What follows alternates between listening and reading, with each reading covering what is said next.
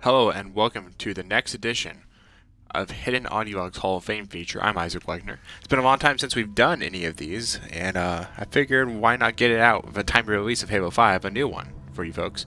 We're going to go back and look at Halo Combat Evolved.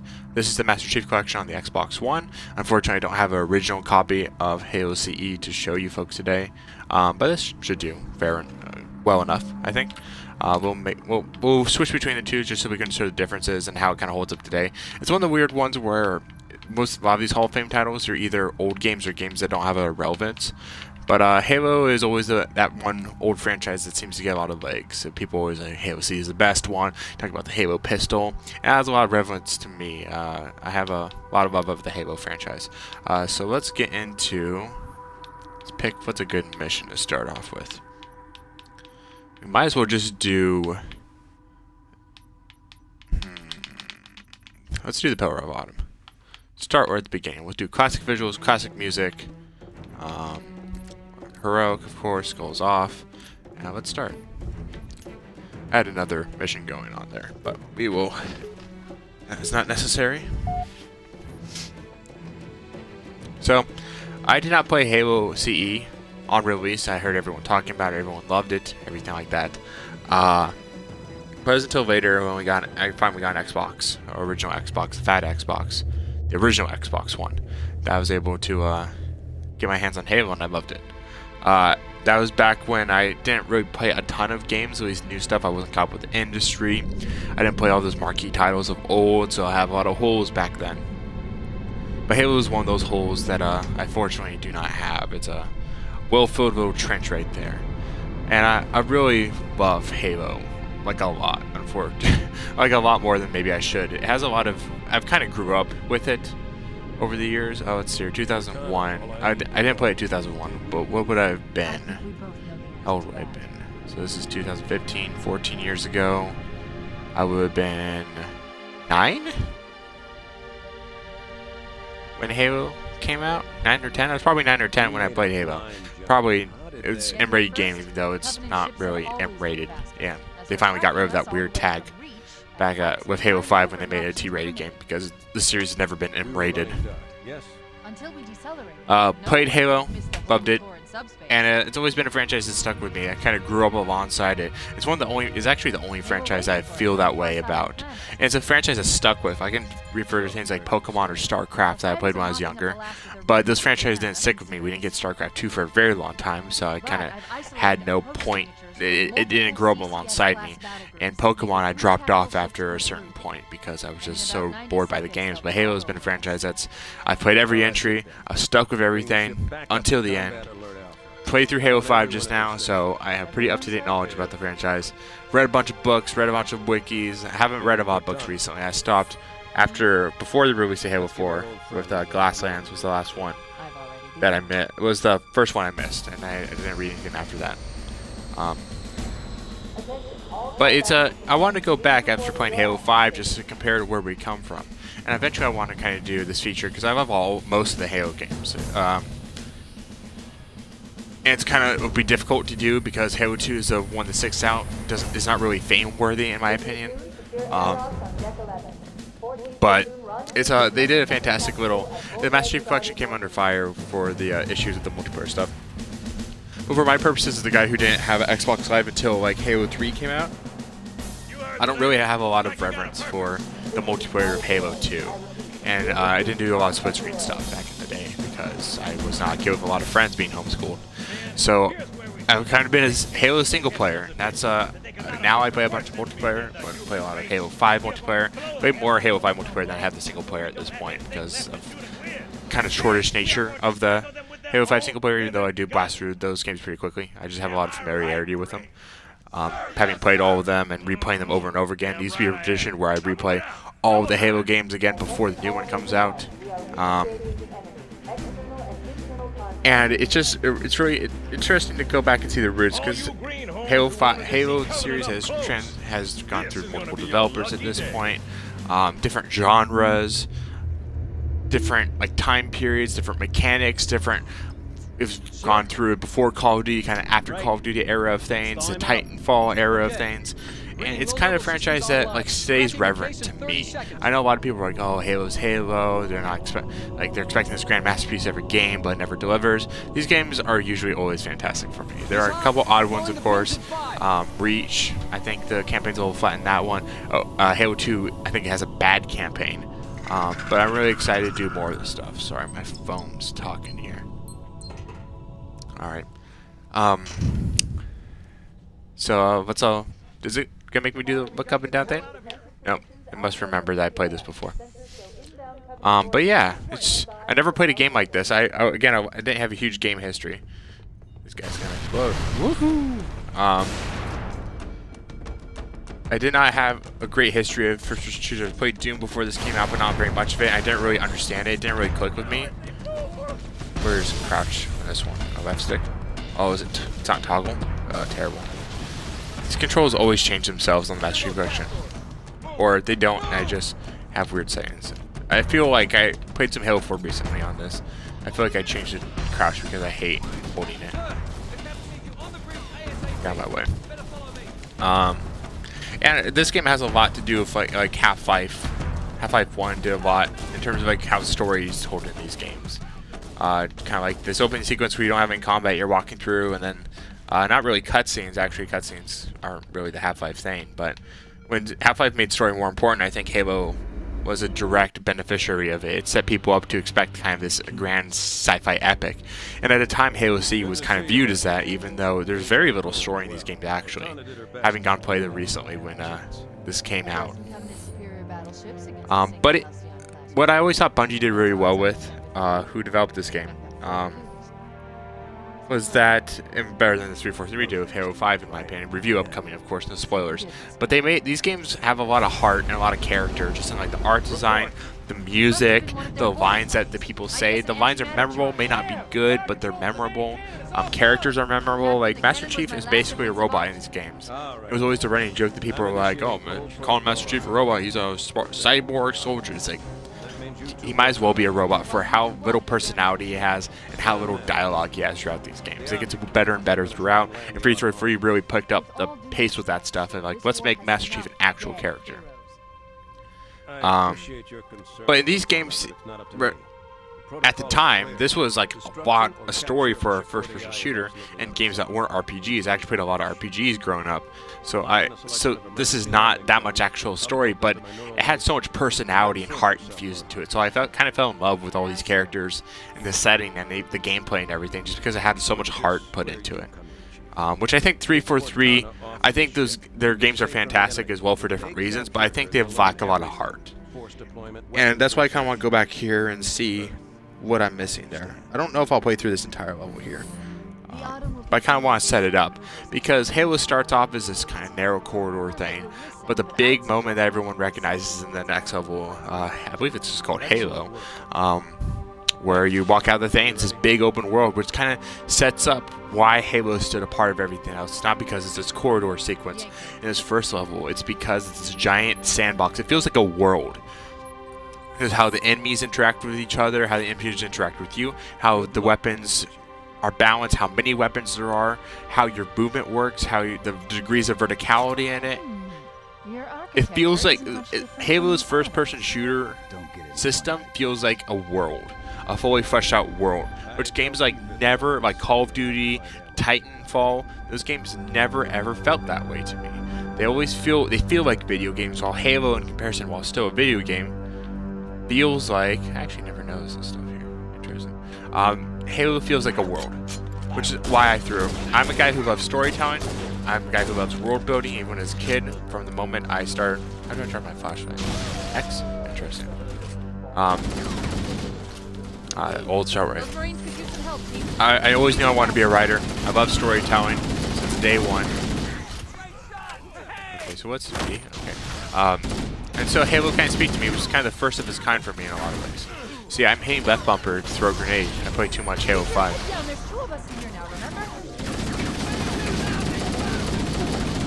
That assault rifle is so good. I know the pistol is the one that gets all the attention, but assault rifle is pretty great in this game too. It's also weird they brought back health packs, not health packs in Halo 5, but health which I think they took health out of Halo 4. I'm gonna assassinate this dude. Oh wait, wrong game. Keep on hit left trigger to zoom in and such. So this series has evolved so radically, it's ridiculous.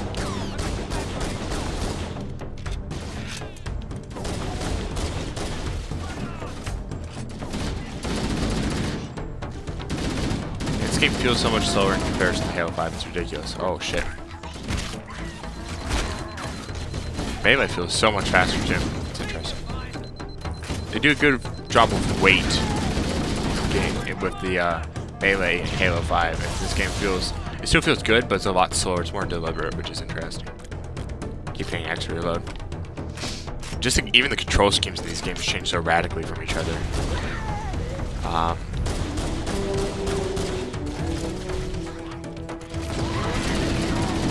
Just like the enemies, how they fly around, how they talk to you, how they animate, how they react to things. There's just so much personality in all these enemies, which I really love. Okay.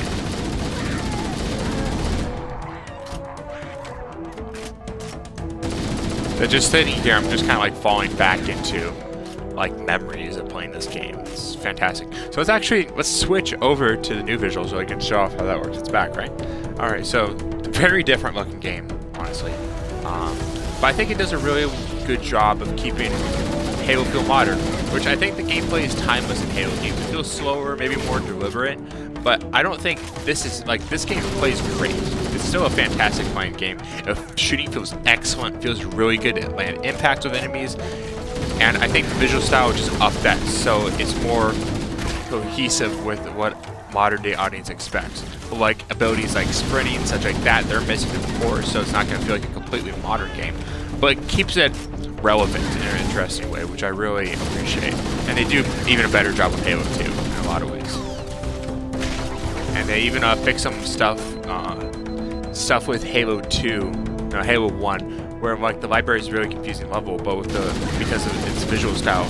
But they do a lot of lighting in the rework that help make it easier to traverse, which I appreciate. We go out and they come in. Alright. So that's enough of this level, I think. Let's jump out. Let's go.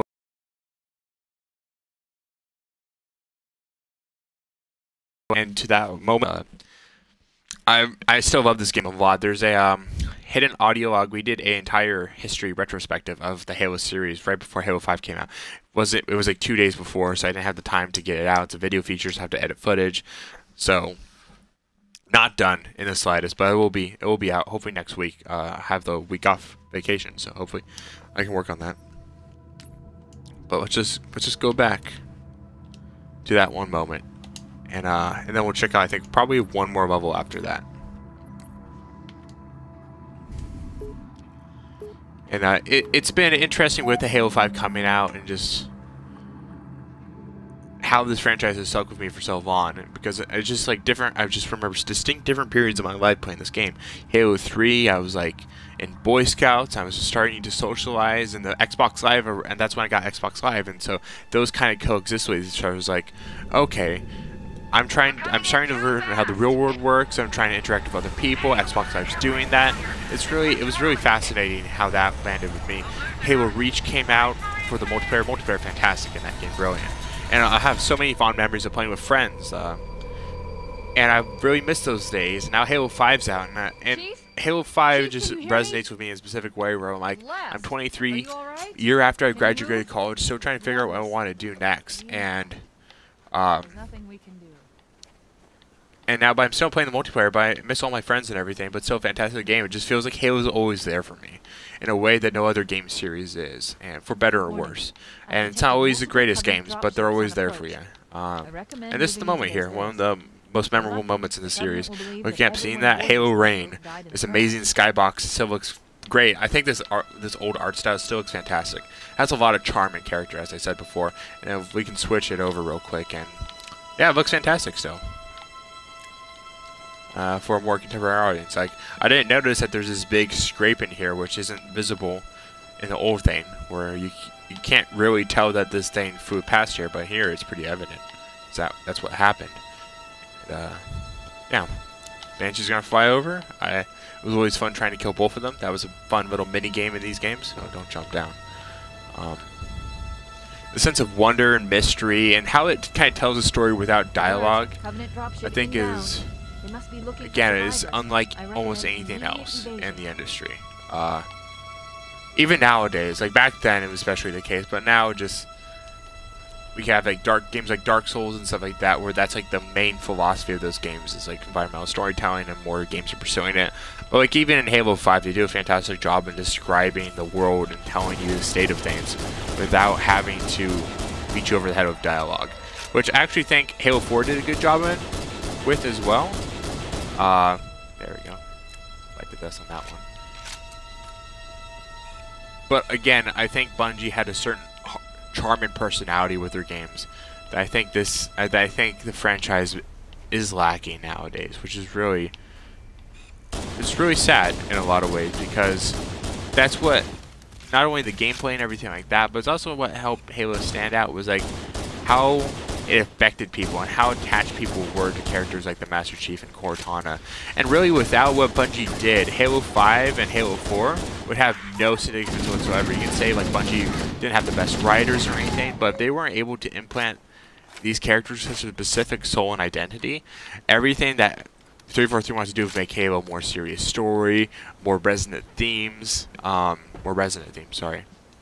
and more impactful decisions and choices you're making throughout those campaigns and the universe. Like without Bungie and what they brought to the table, 343's efforts would be wasteful. Like sure, the Master Chief doesn't have much of a personality even by the end of Halo 3, but there's still something about him that 343 was able to tap into, coax out of him to make him a great character as well. Of course, there's the books that help that as well, The Fall of Reach. If you're going to read a Halo book, that's the best one. It explains a lot about the universe, and even Halo 5 has a hard time kind of referencing stuff from that book specifically. Because of how influential it is, they have a hard time trying to cram so much information. There's a lot of story in Halo 5, even though it's a shorter campaign than the others, I would say probably. They have a really hard time referencing everything and how important that book is, because Master Chief's origins, who his friends are, where he came from, are very influential with the Halo franchise and what 343 are trying to do. It's also the big Warthog level. Really fun stuff. Kind of had the non-linear mission design that Halo C didn't have persistently, but off and on was like, there's 3 objectives, tackle them in any order you want to. This is what Halo CE kind of does, which a lot of the Halo games from that point on kind of lacked. Actually, Halo 5 kind of goes back to that a little bit. Halo 4 does for 1 level, I believe. ODST, Reach had levels like that.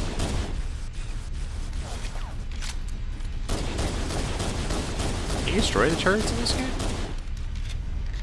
I think you can. Maybe not. Must be thinking about Halo 2.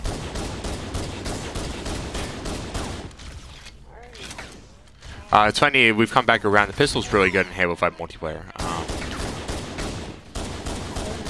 And a lot ways more useful because it has the iron sight scope and less auto aim on it, which is good.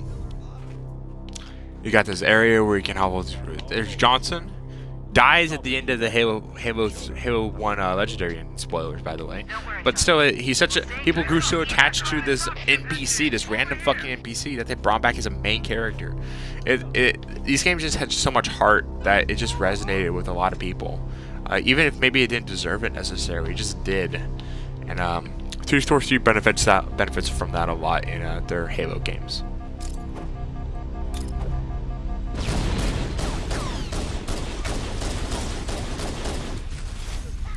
And just like how big the environments are, different areas you can approach things. I can go over here to the shuttle over here with ammo. Sit on this rock to get better view of fire.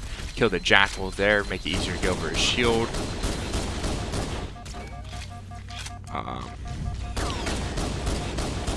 How Halo handled difficulty more, like higher difficulties didn't just make the enemies were just meaner, but also smarter, more interesting to fight. You had new tactics you had to approach at them. just the sandbox nature of Halo and the combat puzzle design that people reference a lot. It sticks out nowadays, and what separates it from every other shooters, like Halo needs to evolve, and like Halo 5's evolved a lot, but like they have to preserve that, and I think all the changes they made, they successfully implemented. Where Halo 5, there aren't that many new changes, and what they aren't significant enough that it just kind of feels like the same game again. And that's what I mean, is Halo 5's kind of, the Halo series has stuck with me for so long, that to see it through all of its interesting phases was really cool to do when the Master Chief Collection came out, to play all of the Halo games again, and kind of see how the series progressed, and like, you realize how much different Halo 3 is compared to Halo 2, or how Halo 1 set the rules for this stuff going forward, and it's a really great historical lesson. And I highly recommend, and for people who haven't played Halo in a long time, just go get the Master Chief Collection, play through all the Halo games again. And it's a unique piece of gaming history that, like, you can play like the Nathan Drake Collection, and like the Uncharted games, you won't see that same kind of progression because they are similar games and they do change things for the better, but it's not exactly the same. It just, Halo has lasted so much longer with so many different titles and different forms of like game design, while Uncharted, still, we live in a post-Gears of War era of first third-person shooters, and no one's really evolved past that. So if you want to say Relic Space Marine, Warhammer 40,000 Space Marine, that is an evolution. It's just no one decided to go stick with that brand of evolution of third-person shooter. That's a tangent. So we're going to exit out of this level. And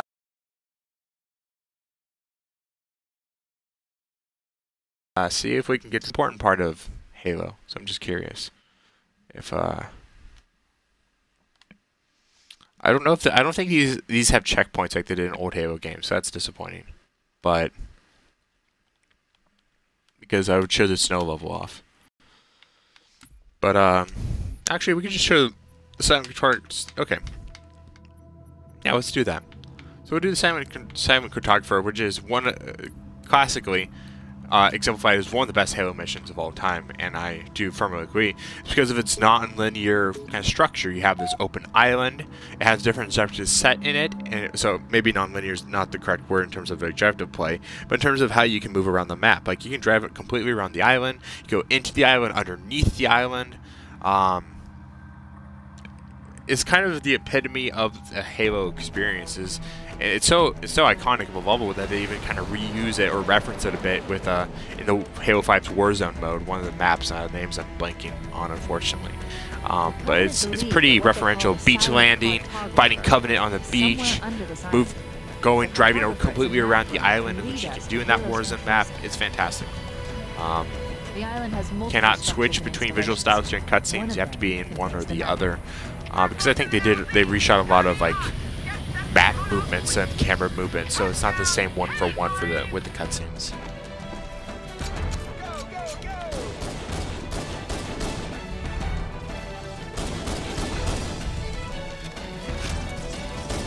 But this is such an epic moment. You're storming the beach. This is some World War II like beach Normandy landing stuff with like Medal of Honor and Call of Duty. Which I kind of wish Call of Duty would go back to, honestly, is go back to its roots a little bit. But I feel like with the further these games go into the future, the less identity I feel like they have. And especially with the different developers, like, I don't know what Call of Duty is anymore except for left trigger, right trigger. And Halo's that now too, so like it even loses more of what set Call of Duty apart from others. And I think that's one of my issues with Call of Duty, is that everyone kind of jumped on the Call of Duty train with multiplayer and stuff like that, but I stuck with Halo because the Halo combat experience is so much more unique and interesting tactically and strategically even. How you set things up, how you progress around the map, what multiplayer modes you play, what single player modes you play, what difficulty do you play them. And that's why I really like Call of Duty 4. That's probably my favorite of the Call of Duties, because it was, in a lot of ways, it's probably my first one in the new modern era of Call of Duty, modern/future era. Because it was had such a narrow interest in trying to accomplish, and had like the XP system, which was unseen before in console first-person shooters, and I think in a lot of ways, all first-person shooters, even on PC. But I never really get hooked in the multiplayer stuff like everyone else did, because the combat feels too linear in the way that you see enemy, you kill enemy, and there's not a lot of tools you have to kind of circumvent that or make that experience more interesting to the others. You just keep doing that over and over again. Yeah, there we go. So you get the, so this is another reason why Silent Photography is such great missions, because it epitomizes every Halo experience. You have your vehicle section, you have your indoor shooty sections, you have your outdoor shooty sections. You have a big area, a bunch of Covenant to shoot in. It's kind of viewed as like the perfect Halo map in terms of like, if you do like a demo of Halo and you're like, okay, pick one level that epitomizes the Halo experience. I can't think of better examples than this level. It's such a great level, so much fun even now. I'm gonna go back to the old art style because that has more nostalgia for me, and I think I really like the new art style, but this one speaks to me more. I really hope that grenade ones stick to me.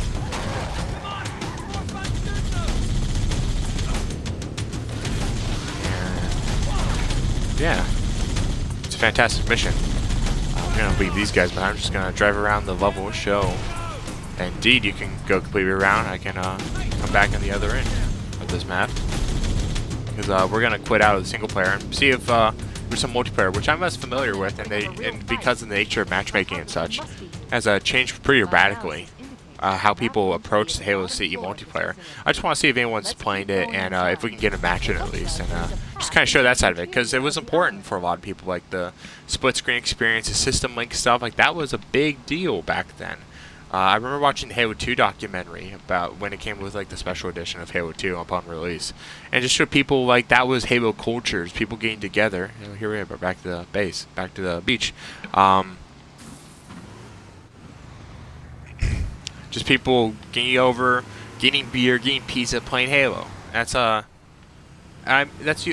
Reach used to be for me. And you sit down with my three friends and play split screen Reach multiplayer, and I really miss those days. And playing Halo 5 now, it just feels a lot of lonely. It's not the game's fault, it's just my life. And I think that's why it's interesting to go back at these games with that perspective and with that edited history, because I think what makes a great Hall of Fame game also for us, for me and maybe Ross, is just kind of the time and place that we played them and how they affected us. Also, they're great games and everything like that. But I think the most interesting Hall of Fames and features and reviews we do are for games that speak to us in a very specific way. So that's that. We're gonna quit out and see if we can get any multiplayer in.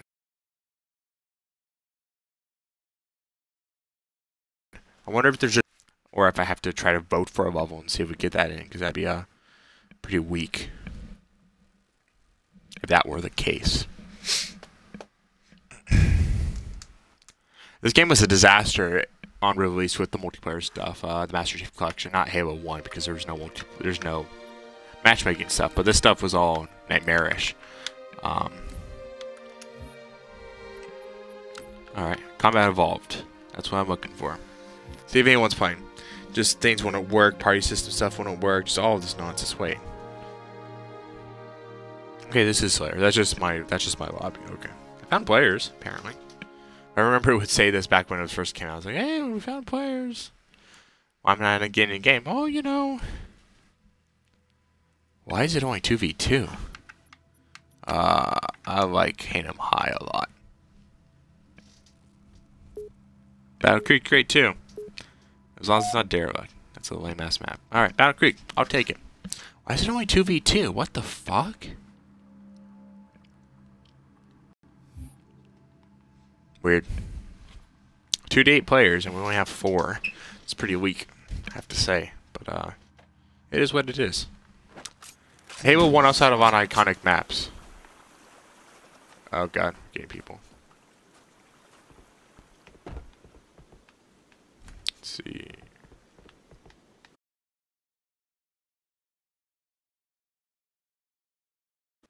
Start a party. I wonder if that breaks the stream. I start a party so we can not get these people. I'm gonna listen to the audio real quick.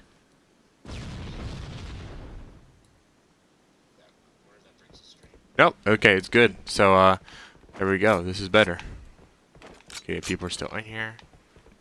Probably already got the rocket launcher, but whatever. Ah, there's a dude.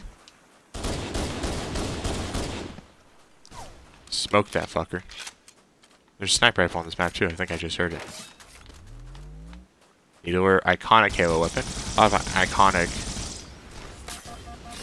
weapons in this series. Not a great weapon for multiplayer, but really fun to use. Pretty badass in Halo 5, actually.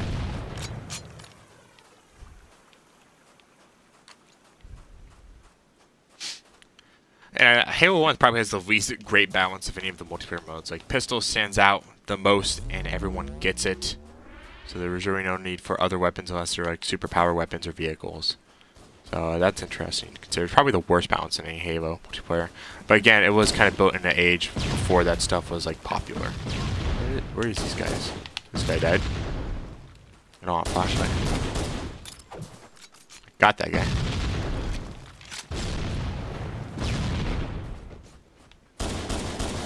Oh shit. Die.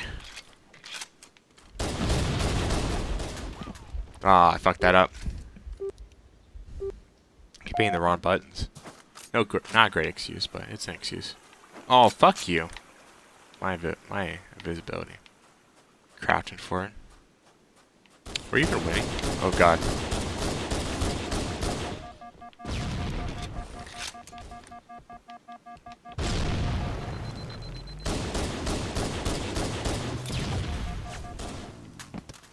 Fuck. Oh, he's gonna stick that next to my grenade? Nah, fuck. Lame. So this is an experience I didn't really have a lot of, is playing Halo CE multiplayer. So it's really great that like, the Master Chief Collection lets you do that. Lets you kind of relive that. And, oh, he had no health. And this guy's AFK. But I'm not above that. These guys... not playing. This guy's still AFK. I hear somebody. Got smoked. Wait. Oh no, that guy's on my team. Okay. Oh, is that... Okay, I was confused by the name thing because the 117 people have the same first 3 letters, but that must just be the tag. It's weird that they include that in here. It's very strange. Whoa. Hey, no. Grenade spammer. What is this even to? I wonder if this is like fish 15. Oh, get out of here. This is Halo if you shot from a long place and then get grenaded by somebody. Not even a radar.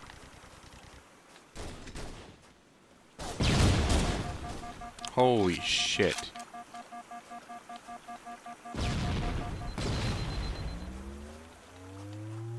Thanks, friend.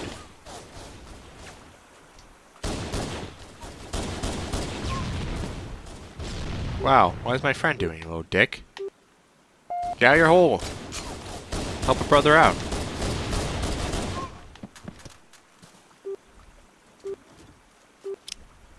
Wussy. There's not even radar. Like, where are you hiding from? Wow. I got smoked. Not very good at this stuff. 20 hours of Halo 5 later, and it turns out you're not good at Halo C multiplayer. Man, the pistol is way more lethal than I remember it being. I guess that's why people love it so much. People are never inside here. But let's just look around, see what's going on. Assault rifle, useless in this mode because the pistol's so broken. In comparison.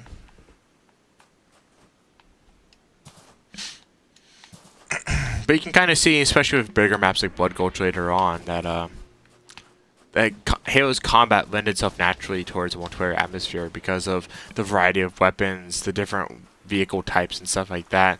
It just needed that, like... It needed Xbox Live to become what it is today. God, what's going on? Got him. It needed that matchmaking thing and a focus on that stuff, which Halo 2 nailed for a lot of people. It did not nail for me because I didn't play it. I remember walking around these levels a lot. That guy's confused. I remember just walking around these levels a lot. We finished the campaign over and over again, beat on Legendary when I was a kid. Be it with my one friend at the time.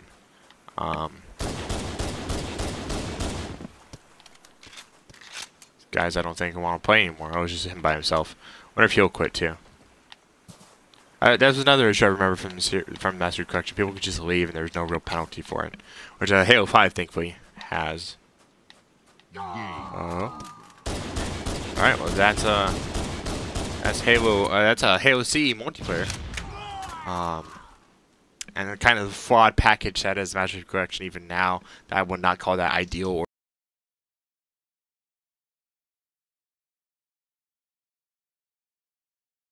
or much fun.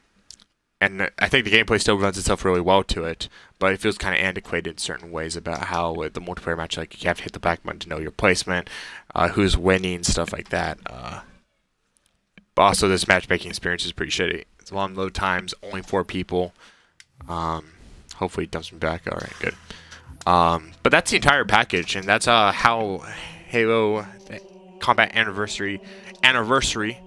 Combat Evolved Anniversary is framed here in the Master Chief Collection.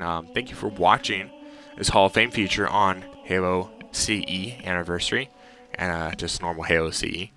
And I'm looking to bring you more Halo coverage going in the future. Halo 5 review. We have the Halo retrospective on the entire series, a video feature, which will go up hopefully next week. And yeah, if you aren't tired of Halo already, you're going to be this week.